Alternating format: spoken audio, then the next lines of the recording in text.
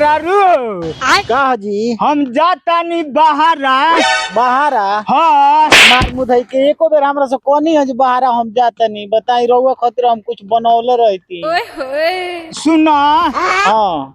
यही से ना कनी है जे तारा के तू घरे रह अच्छा आ माई के लेके आ जाता नहीं बहारा माई के लेके जाता नहीं हाँ आ तू घरे रही हाँ आ बाबू का देखभाल करत रही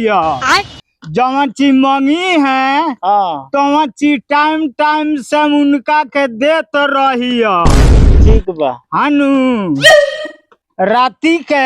2 दर्जन केरा ले आइल बानी हाँ तो 1 दर्जन ले ले बानी है मैं रास्ता में खाए हाँ हाँ आ 1 दर्जन बाटे हाँ तो बाबू का देख लिया जे बाबू खा ली मार मुधई के सब बाबुए खाए बा हम का खाए आ तू बाबू का करवा खा ली हो सब बकलोले हई बाबूजी के दिया करो तो वहाँ खाना घाले धोइल ही रहे ई कहे जे कीन के मंगा ली हो सब बकलोले हई आ चली अम्मा जी के लगे चल तो पहले हदी तो सब बकलोले हई वहाँ के जाए बा हम ना जाए वहाँ के घरे रहे पापा जी के संगे हम चले रहुआ साथ चली तो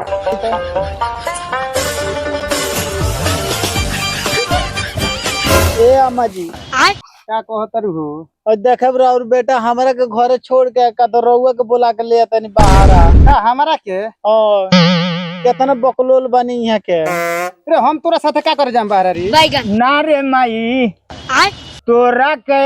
से ले चलता नहीं तोरा हाथ का रोटी हमारा ठीक लागेला हमरे हाथ के रोटी खइबो हाँ आए ई दुकेंगा पकवे ले जरा दे ले औरी एकरा हाथ का रोटी बढ़िया ना होला इतना दिन से बना के खियाओ तरन है तो बढ़िया लगत रहो अब बढ़िया नहीं खे लागत बता अभी यहाँ के केतना बकलोल बनी यहाँ के साथे साथे रहुओ बकलोल हो गइल मैंने समझाओत नहीं की यहाँ के रहुओ बताई रहुओ चल जाए यहाँ के साथे बाहर गांव समाज के लोग का कही हमरा घर है तो बुढ़िया चल गइल बाहर आ पतोहिया भी घर है लोग का कही ए पतोहा हम एकरा से कहां कहल मन जो हम बाहर एकरा साथे जाता नहीं हो हम तोरा से कब कह देनी तोरा साथे हम बाहर चलता नहीं रे हमरा ले जाए के बाद तो एकरा साथे जो हम तोरा बाबूजी के लग रहा है उनका देखभाल के करे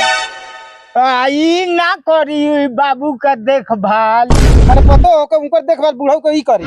हाँ हम चली तोरा साथे बाहर तोर देखभाल कर हमरा के वो युग तू बना के हमरा के दी हो हम खाए जानता रे माई हां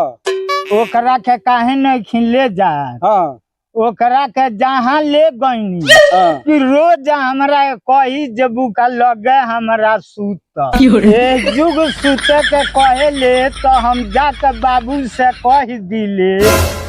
तब चुपा जाले हमरा के ना कहेले अच्छा वही जुगिया बाहरवा कही हमरा के अपना लगे सूते के तो वही जुग हम बाबू कहाँ चिल्लात फिर तब हमरा लगे सूत के हमरा इज्जत के ओर तो लगा दी वही से नहीं ले जात जाए लौड़ा कापूत सब बकलोला रह गेल ई कुली बात माई बाप से कहला ए पतवा ले एकरा के तो घर में धकले तो चलो तो घर में चलो यार दीने खान तो हरी चलो